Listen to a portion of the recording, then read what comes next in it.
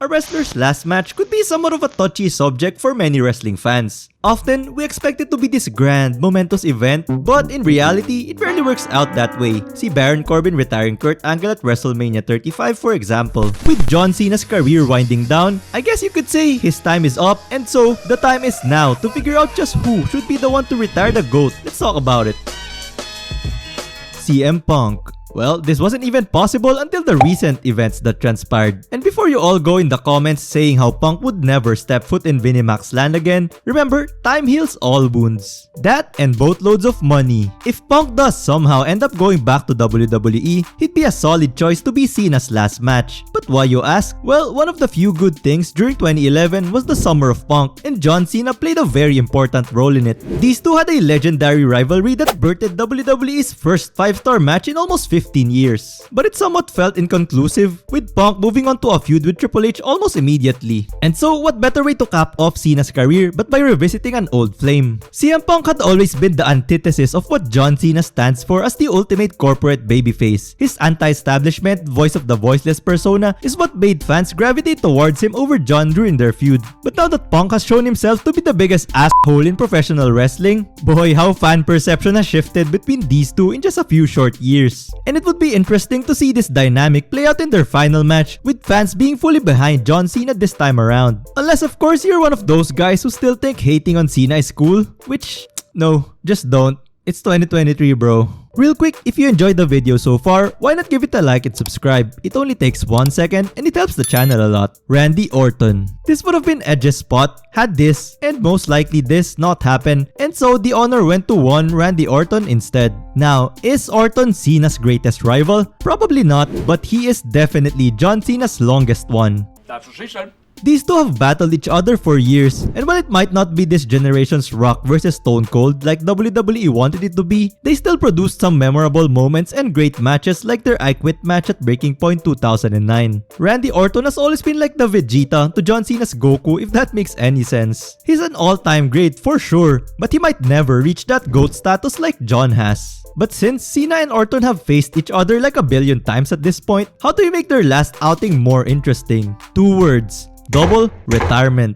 Months before Mania, have John Cena announced his plans on retiring at the grandest stage of them all, with his last opponent of choice being none other than Randy Orton. And the Viper, just like always, RKO's Cena out of nowhere and accepts the challenge. But then Orton shocks everyone when he too announces that this will be his last match ever and vows to prove once and for all that he's the better man. And so it will be John Cena versus Randy Orton in a double retirement match at WrestleMania 41. A match to settle the decades-long beef between two of OVW's finest for good. What really makes this intriguing is that you can have either Cena or Orton win and everyone will be okay with the outcome. And from a timeline perspective, it also makes a lot of sense. Remember, Randy has been out for over a year with a severe back injury. And yeah, he's definitely coming back at some point, but we don't know how much more his body can take. So it's not hard to imagine that retirement is also in the horizon for the apex predator, LA Knight. Yeah! Just imagine the promos, man. If that doesn't sell you on a feud between these two, I don't know what will. I mean, we already got a teaser on Payback, and all WWE really needs to do is to build up on that.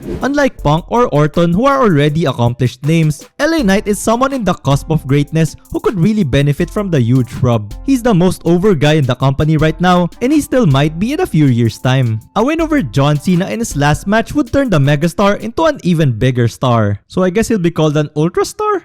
Huh?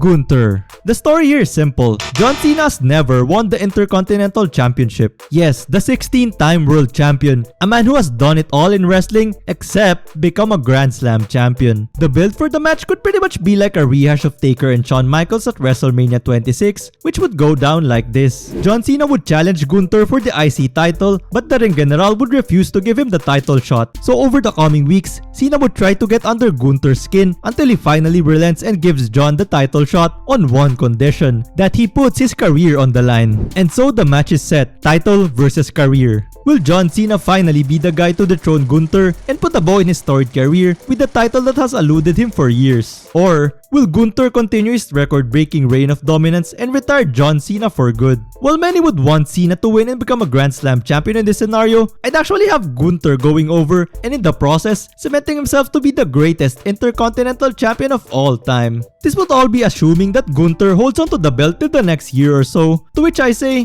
do it! Austin Theory. If there's anyone more fitting to be John Cena's final opponent, it would be John Cena 2.0 himself, Austin Theory. And yes, I've already shared my frustrations before in Theory's current run in a previous video, which you should definitely check out after this. But still, there's no denying the potential of the man to be the face of the business. It's just that WWE needs to take a step back and figure out what gimmick works for Theory, because right now, bro ain't really got one. I mean, Cena himself said it best in that now infamous promo during the build to their WrestleMania 39 match, that nobody cares about Austin Theory. And as much of a burial that promo was, it's actually kinda true. Theory just hasn't found himself yet, so to speak. But I do believe that he'll figure it out eventually, and when he does, they should absolutely redo that awful WrestleMania match and have John Cena finally pass the torch to Austin Theory, properly this time. But who do you think should retire John Cena? Let me know in the comments below. Till the next video, peace.